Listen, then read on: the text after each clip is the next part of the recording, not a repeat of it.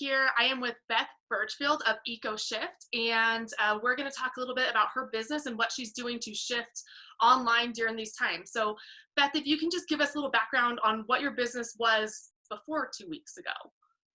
Pre-COVID, yes. Yeah. So yeah, everything we're talking about right now, it's like pre, during, and how do you position yourself for post? 'Cause it's a different world. So pre-COVID was, we are a sustainability consulting company based here in Colorado. We've been around for, I've been doing this for about 3.5 years. And we really focused primarily when we started on the hospitality space, so restaurants, trying to help create sustainable solutions, so better sourcing, implementing systems and behavior change with the staff, and doing waste audits, and then doing waste diversion on the back end, so composting and recycling optimization, and then data analytics and kind of storytelling around their sustainability efforts throughout the whole process. And then that quickly expanded to working with a lot of other organizations. We work with some fun tech firms like Avada, and some property management groups. And then, of course, in 2020, we decided it would be a great idea to launch events, because we kept hearing this demand on events needing to be more sustainable. So we have had a full-time person come on staff January 1st of 2020. Obviously, we've had to pivot. That's been a big, one of the biggest shifts. But yeah, so we're called Ecoshift. It's obviously woman-owned, and right now, pretty much all of our consultants are females as well. Just trying to really focus on good business decision making and consulting and driving the bottom line through like sustainability efforts, essentially. So, how many people do you have? So there's 3 of us that are full-time, and then I have a handful of other consultants that would bring on for specialty projects. Like I have someone that works a lot with like distilleries and breweries, and someone that specializes in like the cannabis industry, someone that specializes in just like website tech and like marketing. So whatever the specialty project was, we had a handful of other ones that would just be contracted workers. And then there was just 3 of us full time. How did you get into this industry and start your own business? Yeah. So I bounced a lot between the hospitality space and corporate sector. So my background is actually in economics, and I have a certificate in women's studies and a minor in psychology. And really, I didn't think any of those things had anything in common. And then you realize that it's all just about, I really am interested in how people make decisions and behavior. And so I've always just had like a personal passion for sustainability. I've always been like the friend that's kind of a bummer at parties because people feel bad about their solo cups around me. So I've always just had like a personal passion around it, and have been a part of some really cool startup companies. And but I was never really fully like satisfied. I was like, there was always a piece missing. Either the management was poor and I really wanted to have better management, or maybe the mission wasn't that important to me. So it was always kind of bouncing back and forth. And then when I was working at OpenTable, I was meeting with a lot of restaurants, and I kept hearing this demand, like, we want to be more sustainable. We know our staff wants this. We know that our customers want this, but we don't know how to get started. And I was offering just advice. And then I was like, well, let me see if I can find a consultant that can help you with this. Like, there's got to be someone that's doing this. And of course, there wasn't anybody. And I was like, well, I guess it's me. I guess I have to dive in and try this out. And then once you really like get the foundation of what sustainability is and how to implement it and behavior change, because I also worked as a corporate coach and that was like a different career path. So once you kind of understand like behavior change management, and it really easily started to apply sustainability throughout any industry and not just hospitality. Right. So it just kind of naturally expanded. Like we really just were fielding phone calls with people, and then it expanded and kind of blew up. It was fun. So when people say sustainability, I feel like that's kind of like a buzzword these days. Yeah. And a lot of us recognize that as basically like trying to be more green, Right. and recycle and things like that. But can you expand on that for us a little bit on really like what that means to you, what it means when you're working with your clients? Absolutely. So, yeah, sustainability is definitely a buzzword. And we're not interested in companies that just want to greenwash because there's a lot of them. That's another kind of buzzword. Greenwashing is when people say that they're being more environmentally friendly, but really it's not actually in practice. And sustainability to me is having a more holistic approach. So it's not just about necessarily like recycling better or sourcing better. It's really looking at the whole picture of, are you creating an environment that can sustain your staff? Like, do you have systems in place where your staff feel supported and they can sustain themselves? Do you source, like not just like recycling on the back end, but do you source better? How do you create more local involvement? How do you create a CSR program, a corporate social responsibility program that has a positive impact and message that is aligned with your brand? Yeah. And then how do you also consider the waste diversion, like the end life of your product or service as well? So really from start to finish, I think sustainability needs to be a big conversation about not just like one product or waste diversion or just trying to be more green. It's really that full approach to your entire company should be thinking about sustainability in every thread. Yes, I love that. One of the things I've talked to someone fairly recently who's also kind of in that same type of space, and one of the things that I didn't realize in before talking with her was what you were saying about like your staff, your employees, like Mhm. from that section of it too, because I just thought about it in terms of like recycling products, sourcing, that part of it. And for me, that's one of my big things is like helping brands build culture that people buy into and want to be a part of. And it ties into that. And it's just an interesting part that talking about the people side of it versus just the product, that I think a lot of people, at least I didn't really connect with the concept of sustainability. So with everything going on now, how is this affecting your business?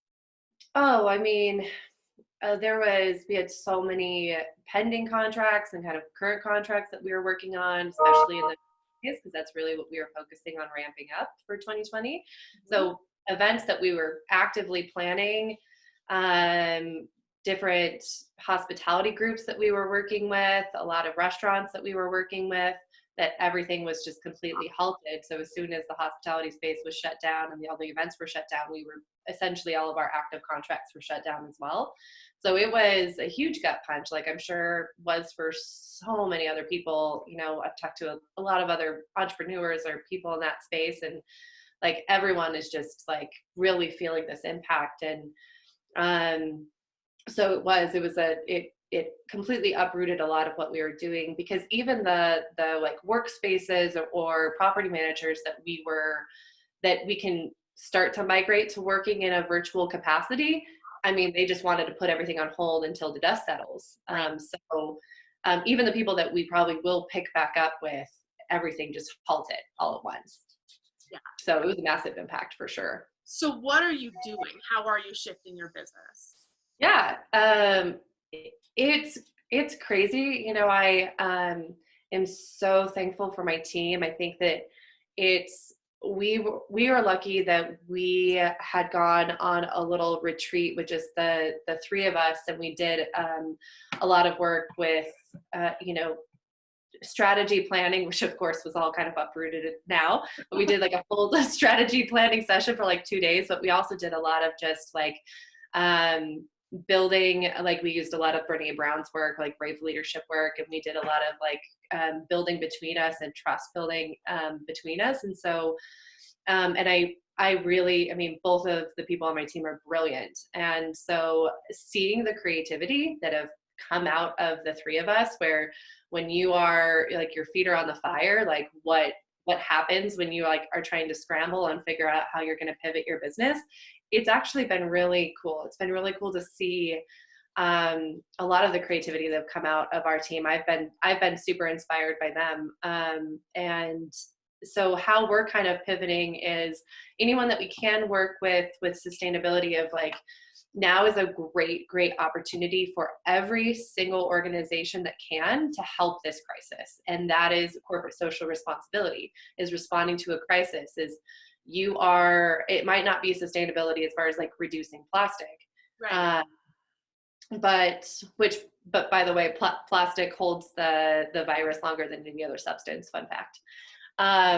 Like up to 7 days. It's crazy.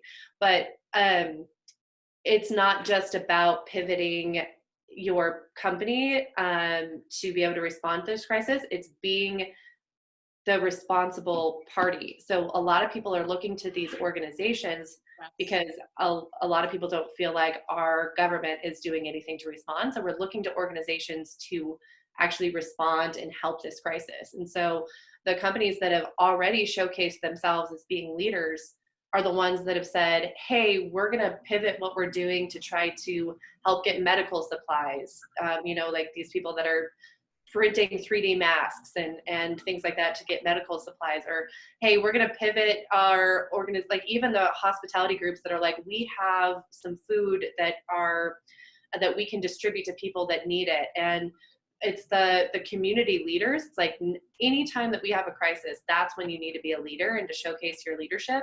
And that's when you buy in all of your customers is like, I absolutely will 100% support the companies that showcase themselves as helping the community right now after the dust is settled and this is over. Absolutely. And the ones that aren't going to get my business. Right. The ones that are, thinking about themselves. And I get it. It's hard right now for any business, especially small business. It's really hard. It's a lot, everyone's trying to figure out how to make ends meet right now. Like I totally see that, and I'm not downplaying it, but I also see the businesses that are going to come out of this stronger are the businesses that are stopping and saying, what can I do? Like what needs are there that I can, with my skill set, with my resources, whatever that is, that I can fill, regardless if that's what I was doing before or not. And it doesn't matter, like, how can I help out of this stronger? It's going to be maybe a couple tough months for them for sure, just like it is the rest of us. But those are the people that are going to come out of this really strong. Their brands are going to have such strong brand loyalty behind it at that point, because they're doing what's needed right now for all of us. Yeah. It's how can I help? And so we're starting to have conversations and pivoting our offerings to say, we can help you figure out the best way for you to help, because ultimately the goal of Ecoshyft too is like my big dream would be to create a perfectly circular economy where we don't have a take, make, waste kind of linear economy, that it's a lot more circular in general. And so figuring out not only how can we help as Ecoshyft with all of our connections, but how can we help other businesses help? That makes sense. So doing kind of twofold has been a really fun way to pivot. We have a really cool project that we're working on that I'm excited to like get off the ground. It's going to be fun. So that's really cool. I love to hear you say it's a cool project and it's going to be fun, and some positivity in this. Like it's not all negative. Like there's a lot of opportunity. How do you see that opportunity for you guys right now, this project that you're working on, moving forward once we get back to some sort of normal? Do you see those things being big components of your business at that point, or is it just filling the need for now? Well, it started with just filling the need for now. So to give you, and of course I'll have more info when it's actually like launched, but I'm one of those people who kind of believes in radical transparency. So I have no problem like kind of explaining what we're trying to do. Love to hear. More people that we can have like solving the problem, great. So we kind of see this need where all of these restaurants are sitting on all of this food, this supply that they can't get rid of. And we have obviously the grocery stores are wiped clean because everyone pivoted from dining out. 50% of what the US spends on food is usually outside of the home. So that is a massive switch to going from 50% of what we spend on food outside of the home to almost all at the grocery store. It's not a food supply issue, it's a distribution issue. And all of the food suppliers still have all of this food that was going in massive volumes to restaurants. And all of these restaurants and these farmers that normally distributed to restaurants are just sitting on this massive amount of incredibly higher quality than you can typically find in the grocery store, amazing food that we don't want to go to waste, because 40% of the food produced in the US already goes to waste. We don't want to increase that number. So what our response was is we have been collaborating with Infinity Goods, which is another local startup here in Denver that was doing zero waste grocery shopping for people. Okay. And so we started kind of collaborating with them of like, how can we get this produce to consumers? So we're building these really cool like chef's boxes that either restaurants can put together, like a cool recipe box, or just like kind of some staple goods, and get the supply directly to consumers. So our team is starting to pivot where I'm like, all right, if we need to be the delivery service, we can do that. We can leverage obviously Infinity Goods delivery, and helping support, like create more jobs, because so many people are unemployed right now. So try to create more jobs, try to reduce food waste, try to support these farmers and restaurants that are just trying to stay afloat, and to get some of this incredible product to the people that need it in their homes. Right. You know, in ourselves included, I think the thing that we ran out of the quickest is our fresh produce. Absolutely. And eggs and milk and like the perishable and like bread. I have, you know, as a person that like already kind of practiced sustainability, like we already had like a lot of bulk stuff in our house, so it's not like we're at risk of running out of it of sustenance, but we don't have our garden going yet. It's too early, and so a lot of people are having a hard time getting fresh veggies. And so how do we like distribute this to the community and help feed people essentially, and reduce food waste and create kind of a sustainable model? So hopefully that will be able to almost be like an extra sector even when we start to come back, because I think what people aren't really realizing is that it's not going to be like COVID and then we're back. It's going to be this weird transition period where people don't trust being in public. I think that the economy in general is going to look completely different on the other side of this. It's always going to be pre-COVID, post-COVID, and like there's not going to be, we're just happen to be in the middle. I think that we could potentially always have a sector of our business that's doing something like this, because people aren't going to always trust going out into public in the same way that we did before this crisis. A few weeks ago. Yeah. Yep. I absolutely agree. I think, you know, we're all excited to not be stuck in our houses anymore. Mm-hmm. But yeah, it's going to take a long time, I think, before people get back to that. And there's going to be this, I think, a very long transition period in between of, you know, people getting comfortable with that. One of the things I would love to talk to restaurants, I love what you're talking about, because I had this idea that I right now would pay so much money to be able to get a delivery of a restaurant's, you know, meal. Yeah. And then have a video with the chef telling me how to prepare it. Oh, I love that. Like, how cool would that be now? Like, we're bored. We can't go out on date nights. Like, we're running out of ideas with our family. We can only play the same board game so many times. Like, and to be able to spend that time cooking together and learning with their products, you know, so it's our favorite dishes. And it's, like you said, the high quality produce and things like that. And it's still helping the economy, and it's still helping the restaurants. Yeah. Like, I would love to see, I have a colleague's husband is a chef, and I'm like, oh my gosh, like, because they're like, what do we do? Like, we're out of business.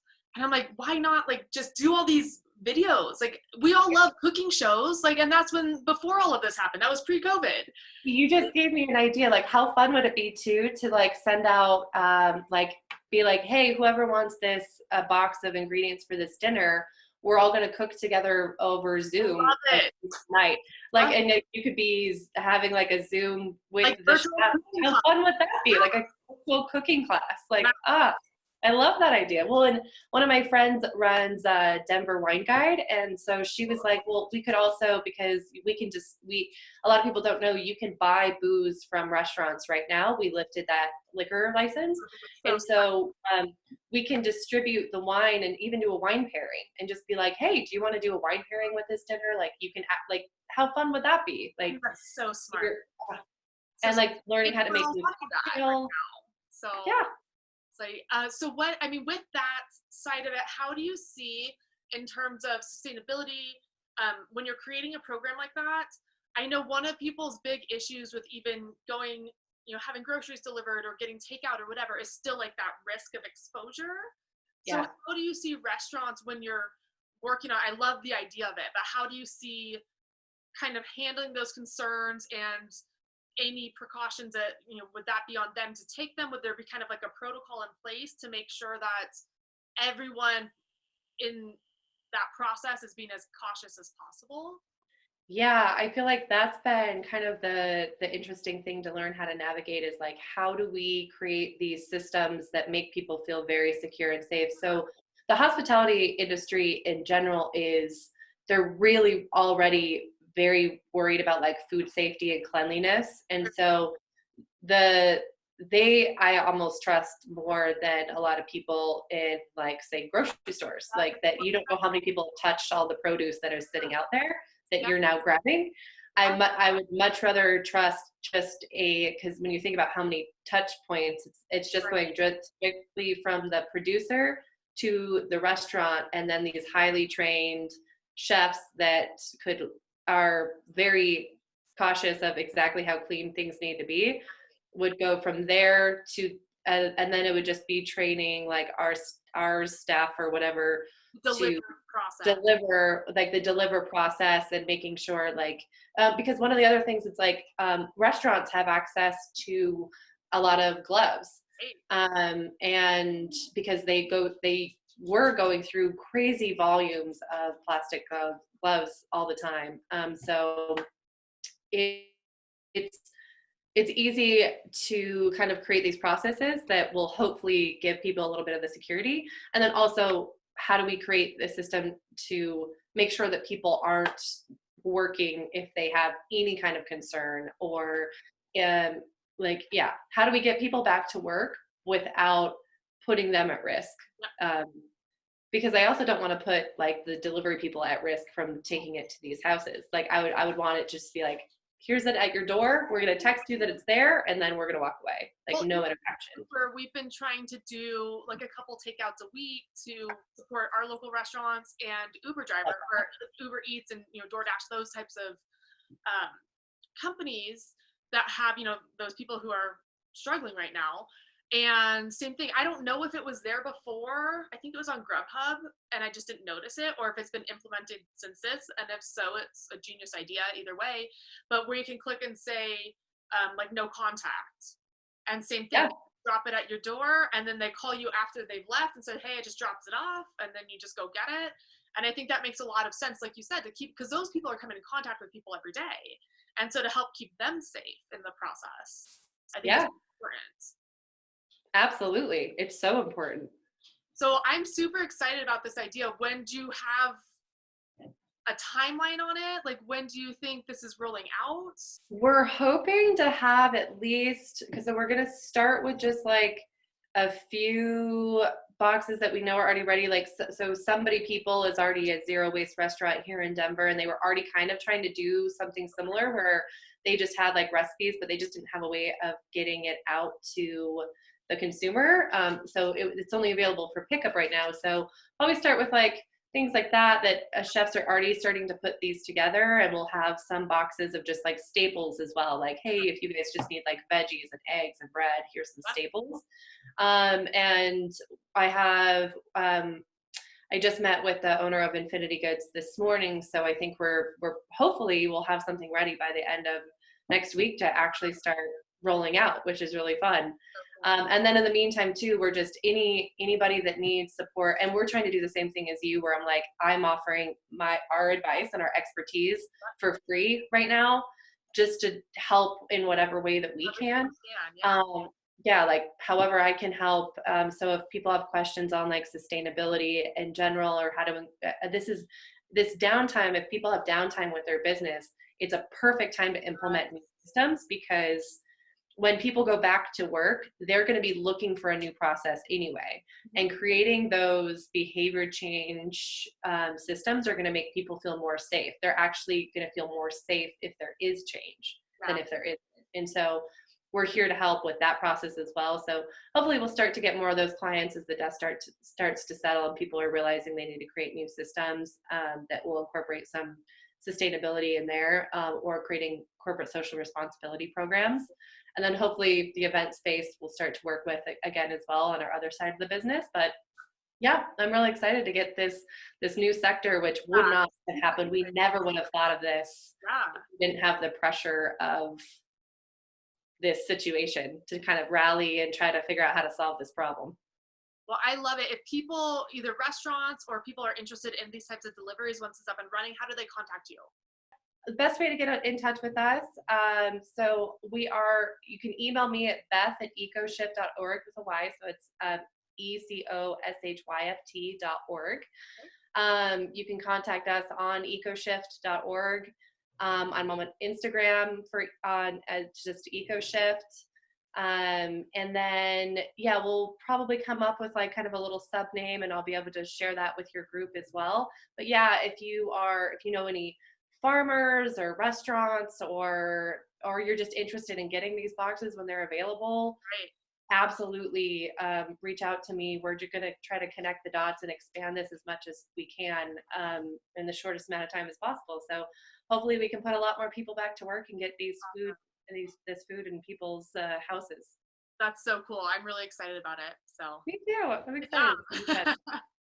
It's very cool. Well, thank you so much for your time today. Of And course. if anyone has any questions, we'll also post links and everything for you when we post Perfect. the video so they can get a hold of you. Awesome. Well, thank you so much, and thank you for doing everything that you're doing, like helping people where you can, because we all need it right now. Yeah, doing the best we can. So, yeah. So, thank you. Have a great day, and I'll talk to you soon. Thanks. All All right. right. Bye.